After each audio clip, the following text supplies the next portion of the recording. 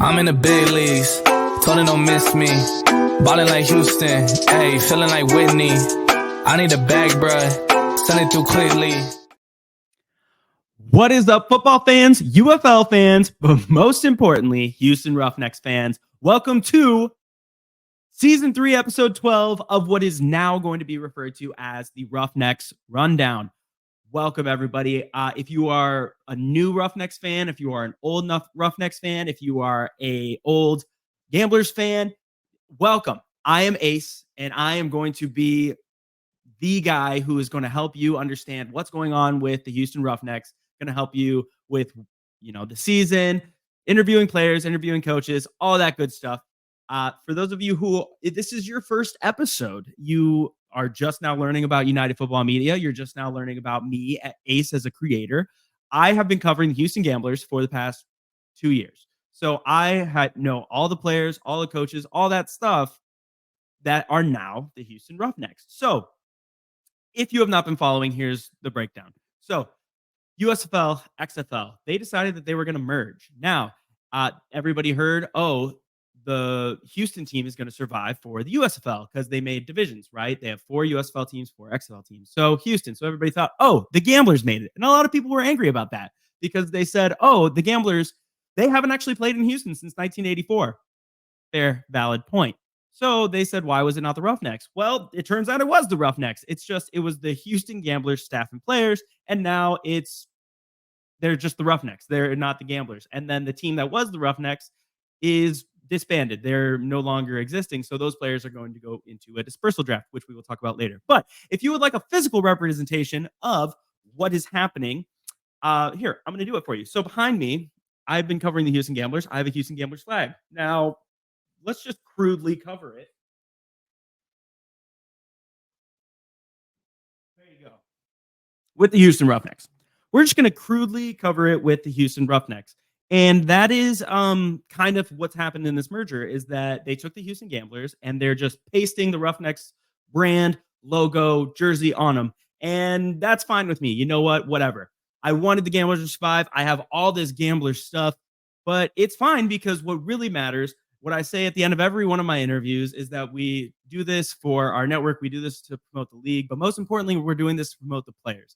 And all the players that I've been covering for the Houston Gamblers are now Houston Roughnecks. So my team, my coaches, the people that I've gotten to know, that I've interviewed, that I've been covering for 2 years, they still exist. So screw it.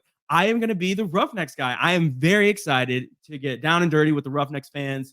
This is such a cool franchise. I was a Roughnecks fan back in XFL 2.0 in 2020. PJ Walker, I thought all that stuff was crazy. Avery Genesee, he's a Roughneck again. He was a Roughneck in XFL 2.0. He got drafted in the USFL. He's been a gambler for the past 2 years. And now he's back to the Roughnecks. He's so excited. He literally texted me and he was like, I'm so excited to be back in the Roughnecks jersey. And I think it's cool. So there's history with this team, with that, it's still Houston. They've been repping Houston. They've been saying Houston. So it's very exciting. Now, for the Roughnecks fans who were Roughnecks fans last year, and you're thinking, oh my gosh, I just found out my entire team is gone. And the coaches, Wade Phillips is over and he's a Brahmas head coach now. Well, I'm here to help you. So let's get into it. All right. Roughnecks logo, Gamblers team. We talked about it. It's crazy. It's of all the things, I saw Evan Wilsmore, who writes, he covered the Houston Roughnecks last year. He did a fantastic job. He kind of hinted that he's not really going to do that this season because it's not the same team. I absolutely understand that. It still is my team. It's the Gamblers. So he was covering the Roughnecks. I was covering the Gamblers. We were kind of the two guys. He does News Hub. I was UFM. And so, yeah, he put it really well that he said, there were a lot of different possibilities that were going through my head with this merger of how they would choose the Houston team and what it would look like. And this was not one of them. And I agree. I absolutely did not think that the Gamblers were going to exist, but just have the Roughnecks logo on. So it's crazy. But let's just actually get into it. I want to make sure that all the Roughnecks fans get to know the coaching staff. I really want you to know the coaching staff because this is a very good coaching staff. Now, they don't have a lot of ties to Houston per se, but they do have a lot of ties to Louisiana and a lot of ties to each other. So it's a very cohesive staff, and it's a very good staff. So starting off with your head coach and wide receivers coach is Curtis Johnson. Curtis Johnson, This is his second head coaching stint. He was the head coach at Tulane University, where the OC and QB coach, Eric Price, son of legendary coach Mike Price, he was his offensive coordinator at Tulane. So that was kind of a happy accident that happened on the Gamblers, that Kevin Sumlin hired Eric Price to be a wide receiver coach.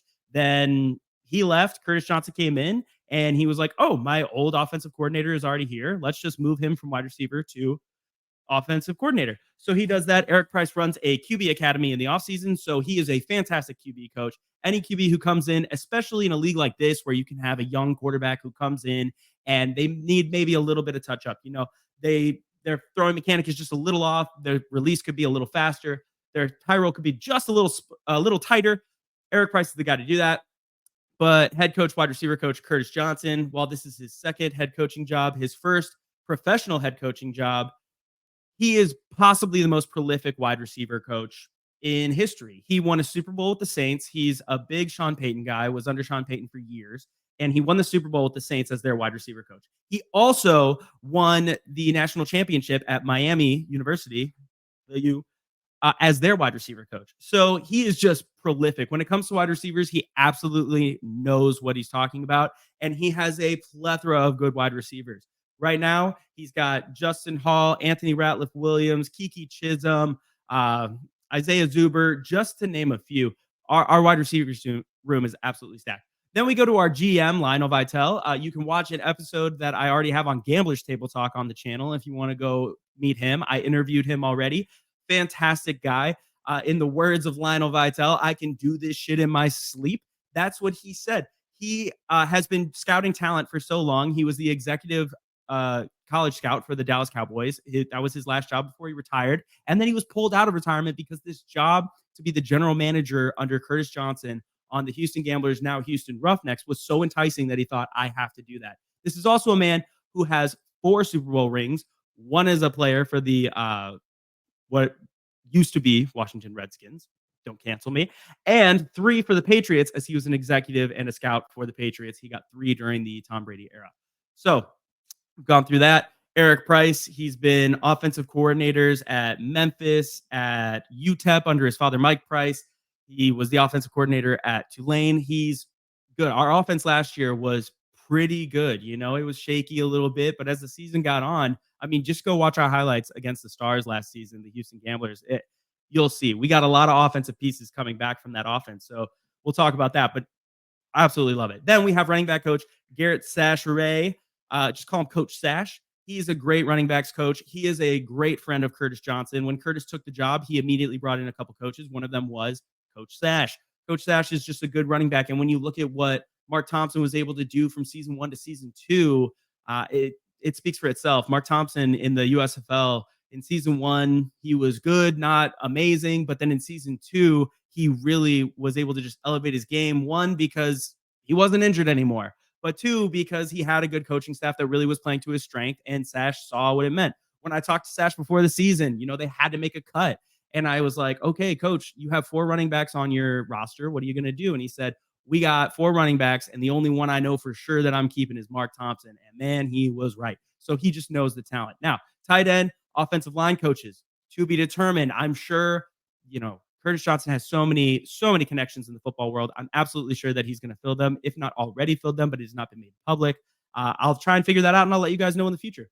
But that's what we have for offensive coaches. Now let's move on. Coaching staff, defensive side of the ball. This is where the money really happens. The Gamblers defense was very, very, very good last season.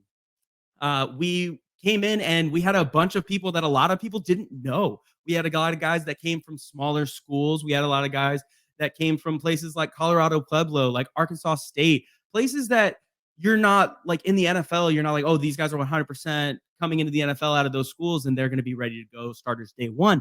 But what this defensive staff was able to do was pretty great. The scheming, the way they got the players ready, they played to their strengths. Let's start with it. Defensive coordinator and linebackers coach, Chris Wilson. This is another guy. Super Bowl ring. He was the defensive line coach for the Philadelphia Eagles when they won the underdog Super Bowl. He is a fantastic linebackers coach as well. His son was a defensive lineman and linebacker. Awesome. what he did with that defense last year, I asked him because he came from being the defensive coordinator at Colorado University at Buffalo, Go Buffs, right?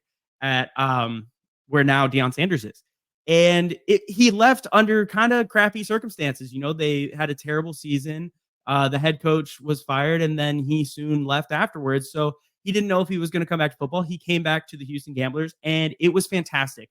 I asked him, "What's your scheme, coach? What do you like to play? What defense are you going to run?" And he said, "I'm going to run whatever I know my players can run." He goes, "I'm going to build it around the talent I have. I'm not going to make them conform to the defense. I'm going to make the defense conform to them." And throughout the season, as it progressed, you could absolutely see that was happening. So Chris Wilson, fantastic coach. Then we have defensive line coach Quan Drake. Quan Drake is spring football guy. He was season 1, the Michigan Panthers D-line coach. If you watched the United by Football documentary, you saw Chase Moore talk about how Quan Drake was just a fantastic D-line coach. He didn't know if he loved him. He didn't know if he hated him. He just knew that he was a good coach.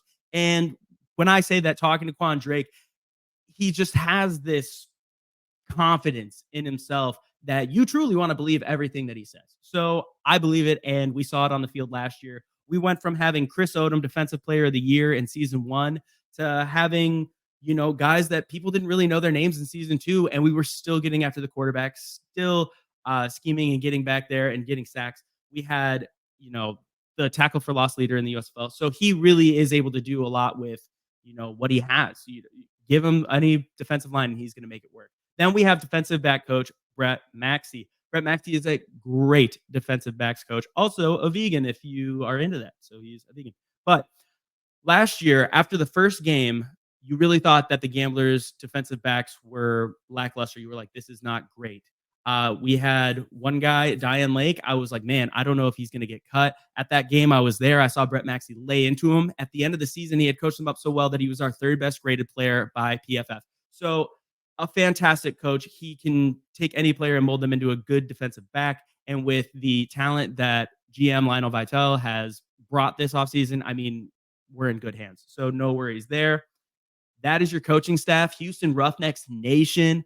Drill, baby, drill. These guys are going to put a good team on the field. I don't care who the players are. They're going to make sure that it's a good team. So get excited for that. Get very excited. Now, let's move on. Big names return. Oh, my gosh. You guys remember like those Reagan, Bush, like Biden, Harris. I made one. Thompson, Odom. Mark Thompson and Chris Odom both signed back over the Christmas break. I didn't have an episode. I was in Florida visiting my niece. She's beautiful, by the way. But it's a baby. I'm an uncle now, so it's very exciting. But these two are huge. I just mentioned Chris Odom. We didn't have him in season 2, and you could kind of tell that we were not as completely we didn't have just a super dominant defensive lineman on the field at all times. He was the best defensive player in the USFL in season 1, and he is now back. He went to the Cleveland Browns. He tore his ACL. He was probably going to make the roster, and because of that injury, he's back. And it's so crazy because, wow, that is going to make our defense that much better. For a defense that was already good last year, Roughnecks Nation, get ready to see this man in those Texas colors. Then we have Mark Thompson, who set the rushing touchdown record last season. He is the modern era USFL rushing touchdown record holder. He is a fantastic, untackleable running back. We got both back. I just thought it would be really cool to make this because those are our platform. When I'm trying to get Roughnecks fans, Thompson Odom 2024 for Houston, that's it right there. Roughnecks fans, if that doesn't entice you, I don't know what will, because these guys, once we get them in Roughnecks jerseys, you're going to be excited. You're going to say, wow, and it's going to be so fun to watch. But moving on, Dispersal draft. This is the next thing that's coming. This is going to release the 4th. So tomorrow, from when you're watching this, if you're watching this the day it drops, January 5th, we'll have a dispersal draft. Now, let's talk about that. So there's 3 phases. Phase 1, surviving team, protected designations. So 4 teams from each side, 4 XFL, 4 USFL. What they get to do, each of the 4 remaining teams is going to designate 42 players on their current roster. Each roster is anywhere from 54 to 60 players right now. They have to cut down, and they can only keep up to 42 players. They don't have to keep 42 players. They can keep 39. They can keep 30. They can literally protect none and let everybody go into the draft pool. But the 42 players that they designate protected will stay on their team. The ones that they do not designate will immediately be released from their roster, and they will be put into a draft pool, which will then be used during the dispersal draft. So phase 2 is the protected designations involving players or non-surviving teams. That means that the non-surviving teams, their players all go into a draft pool, plus the non-protected players all go into a draft pool. And the 4 teams for the USFL will then pick up to 28 players per team that they want to bring on and add a protected designation. So if you had 42 after you protected 42, if you add 20 more, you're going to have 62, right? So you can have up to 62 players by the end of phase 2. So the USFL will pick from USFL side. The XFL will pick from XFL side. This is because the divisions are the USFL and XFL, and something that people really, really want to see is who was better, right? They want to know XFL versus USFL. That was a humongous debate last year, and we're finally going to get to see it. And that's because they're making sure that the premier talent on the USFL side is staying on the USFL side, and the premier talent on the XFL side is staying on the XFL side. So once they do that, once you have cut down to 42 players, then you do the mini dispersal draft with your own division where you bring in up to another 20 players. Then we will have phase 3, which is the full dispersal draft. That is when the 2 draft pools, the USFL and the XFL, will merge together and they will have a full-on draft. So this is happening January 5th. We got the USFL Players Association, the CBA negotiators, the union, they were able to put that out. We knew what was going to happen, but we didn't know when and we didn't know what time. So Mark Thompson said, hey, I heard you guys were looking for times. If you're not following Mark Thompson, Houston Roughnecks fans, go on Instagram and Twitter and go at @InMarkWeTrust and give him a follow. You're going to want to follow him. The dude does Twitter spaces. The dude is the reigning rushing touchdown modern era record holder. He's also your Houston Roughnecks running back. Go follow the man right now. So he gave us dates. He said, I heard y'all want dates, and he shared a text that he got from USFLPA. January 5th is when this is happening. Phase 1, when they cut down to 42 players, 10 a.m. Eastern. Phase 2, when they are able to add up to 20 players from their designated divisions from the draft pool, that happens at 1 p.m. Eastern. So this is a rapid turnaround, genuinely. So you're hoping that the GMs, coaches are fully prepared at 10 a.m. They're going to say, these are the 42 players I have. They're going to be ready. They're going to spend the next 3 hours just getting their war room ready because they've already prepared, and they are going to pull in 20 more guys from the draft pool. Then phase 3, we did not get a time for this, but we know it is still happening on January 5th.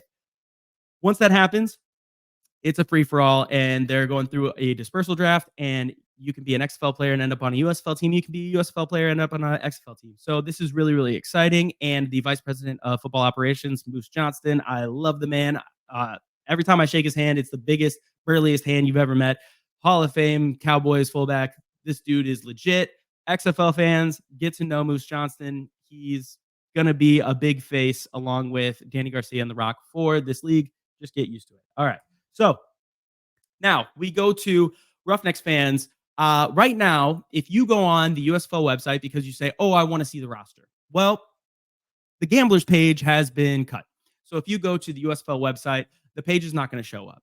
So you can't see the roster. And you think, okay, maybe they moved it to the XFL website. So you go to the XFL website and you click on the Houston Roughnecks, and it still shows the roster from last year, which we now know all those players are going into the dispersal draft if they have not already broken their contracts and signed with another team. So we don't have a full roster right now. We can't just look at it, which is really annoying. But luckily for you, I have every free agent signing that Lionel Vitale has made since he became the GM of the Houston Gamblers, now Houston Roughnecks. So when you're looking at the team and you're thinking, okay, who are the 42 players that he's going to keep? Well, a good point of reference is going to be Lionel Vitale. Since he came onto the Gamblers and he signed players that he wanted, that he knew Curtis Johnson wanted, right? So that gives you a good base of players that you believe are probably safe. They are most likely not going to be unprotected. They will be protected.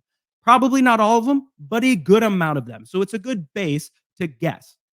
So since he came in, he signed all these players. This is 25 players, which means that if there's 42 minus 25 is going to be almost there. 42 minus 25, 17. I'm an engineer, but I like a calculator. So 17 more players are going to be safe from last year's team, which you could look at that and you could say, okay, well, Manny Bunch was on the all-USFL team. He's probably going to stay. We had Kalen Tolson leading the league in leading the team in tackles. He's probably going to stay. You know, we had Donald Rutledge Jr., who was absolutely lights out until he got injured midway through the season. So you can look at the players and say, okay, these guys are probably going to be safe. But if you look at this, the guys that Lionel has brought in himself, you feel are probably safe because we got a new GM, and with that is a lot of turnover. So the players that came in with the GM before, Bob Morris, and some of them were drafted by him and Kevin Sumlin, you feel those players, they don't have a lot of loyalty to, right? When Lionel Vitale came in, he immediately cut 8 players all of a sudden, guys that Gamblers fans knew and loved. And suddenly they found out they were off the Houston Gamblers on Twitter. So if they were not brought in specifically by Lionel Vitale, or at least during the Curtis Johnson era, during Coach CJ's era, then they might not be safe. But these ones we do believe are safe. So that's what I got for you. I don't know. There's a lot happening right now. We're going from Gamblers to Roughnecks. Roughnecks fans are confused because all their players are gone. They're like, wait, what happened to Brandon Silvers? Maybe we'll get Will Likely back. Will Likely was a Houston Gambler, moved to the Houston Roughnecks. So maybe we'll get him back and we'll get another season of him on the G code, which I don't even know what they're going to call the defense now. They call the G code on the Gamblers. What are they going to call it now? There's a lot happening and it's crazy. Some of it's sad, but it's also really, really exciting.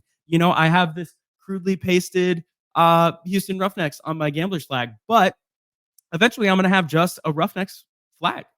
And it's going to be really cool. I have Roughnecks hat. I have a Roughnecks shirt coming. It's going to be full oil rig up in here. So it's going to take some time, but we're all going to get used to it. Roughnecks fans, welcome to the show. I really feel like it's just an interesting transition, but I am going to be here to help you get to know all these players, all these coaches, and it's going to be a really fun time. So I can't wait. I'm glad you guys stopped by. Please subscribe to the channel. Make sure you come in for all the Roughnecks rundowns that are coming in the future because this team's going to go straight to the championship next year. I am so excited about it. You should be too. Until next time, drill baby drill. Go Roughnecks. I'm in the big leagues. Told her don't miss me. Ballin' like Houston. Hey, feeling like Whitney. I need a bag, bruh. Send it through.